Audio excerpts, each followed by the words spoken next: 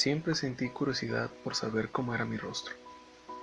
Esa interrogante surgió porque cuando era pequeño mis padres decían que tenía unos ojos muy grandes, que se parecían a los de mi abuelo Héctor, y unas pestañas enormes que se veían desde lejos.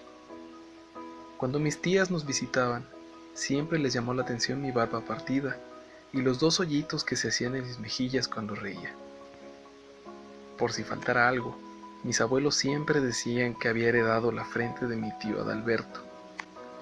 Al pasar los años, mi familia dejó de hablar de mi rostro, pero no había olvidado lo que me decían. Por eso, un buen día busqué la manera de conocer mi rostro, que no conocía porque no existían espejos en mi casa, la de mis abuelos y ni en la de mis tíos para verme y saber cómo era en realidad. Solo me fié de lo que mis familiares y amigos decían de mí. Esa curiosidad fue haciéndose más grande cuando mis compañeras con las que convivía de mi localidad me decían cosas que me resultaban agradables y curiosas, y que tenían que ver con mi rostro. Algunas me decían que tenía una sonrisa encantadora, otras decían que mis pómulos me hacían ver muy varonil. También tuve otro grupo de compañeras que me decían que mi nariz hacía armonía con el tamaño de mis ojos, y que mi boca era muy coqueta, por lo que todo eso me resultaba interesante y al mismo tiempo inquietante, ya que nunca había podido por mí mismo ver mi propio rostro, y ansiaba tener un criterio propio de mí mismo. Finalmente, recuente de todo lo que me decían me resultó muy interesante, pues todo eso me decía de mí, razón por la que me definían como una persona con un rostro atractivo. Sin embargo, no encontraba la manera de poder confirmar todo eso, pues en mi ciudad las personas pasaban por la vida diciendo que tenía un rostro, de acuerdo como los demás decían que era. Y sin embargo, nunca sintieron tanta curiosidad como yo para ver mi rostro y saberse quién soy en realidad.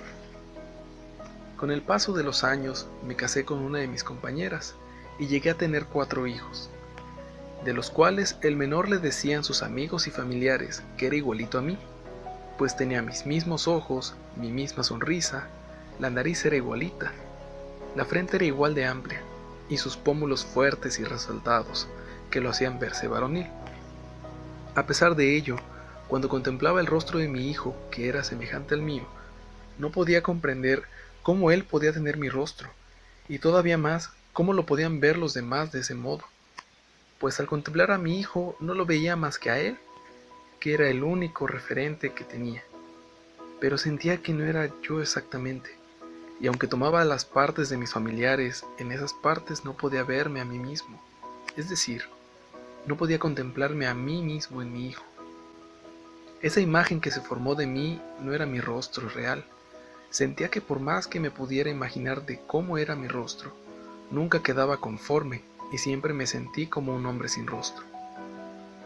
Ya siendo de edad avanzada, recibí la visita de uno de mis nietos que quería mucho, pues decían que era mi vivo rostro, que estaban viendo al abuelo nacer por segunda vez. Lo maravilloso, aunque tardíamente se dio, fue que me pudo conseguir un espejo para que pudiera contemplarme y ver realmente cómo era. El problema como abuelo fue que en esos momentos ya se había arrugado. Los años me habían borrado muchas de las cosas que tenía en mi memoria sobre él. Por eso, al mirarme encontré a un viejo arrugado, las canas, las marcas de la vida y todo aquello que con la edad se adquiere, lo cual impedía ver el rostro que siempre quise contemplar, del que decían era yo, pues ahora sentía que estaba viendo a otra persona, otro rostro.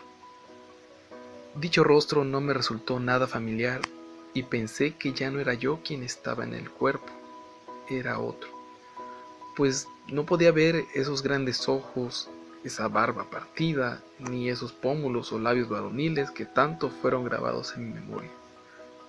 Todo me resultó extraño, por lo que enfadado me decía ser un hombre sin rostro. Mi mujer, que por muchos años había sido mi compañera, me mostró que también ella había cambiado, que no era el mismo rostro. Ella había dejado de tener ese cabello negro y largo, ese cutis terso y suave. También las arrugas habían borrado su rostro joven de mujer. y los años que habían transcurrido en ella le dejaron otro rostro, distinto del que ella tenía, pero que a pesar de ello era el rostro finalmente que quería tener, pues era el de ella y de nadie más. Al final logré entender que ese rostro era mío y de nadie más, y que si tuve un rostro distinto al de ahora, ese era el que me hacía ser yo y nadie más, que cada parte de mi rostro seguía siendo mío, mi frente, mis labios, mi nariz, etc. Pero no eran más que partes, pues cada quien tiene su rostro propio que hace ser a cada uno quien es. A pesar de los años, las arrugas y demás imperfecciones que uno pueda tener, son la evidencia del rostro de la persona que se va forjando, se va perfeccionando y haciendo un hombre más libre y original. La persona, por tanto, es ella con su rostro y nada más. Hay que cuidar nuestro rostro, es decir, lo que nos define, lo que nos hace ser lo que somos como personas, donde ese rostro, al paso de los años, muestra la verdadera persona que hay dentro de cada uno, y que la libertad no es otra cosa que dejar salir a esa persona que tenemos dentro de nosotros.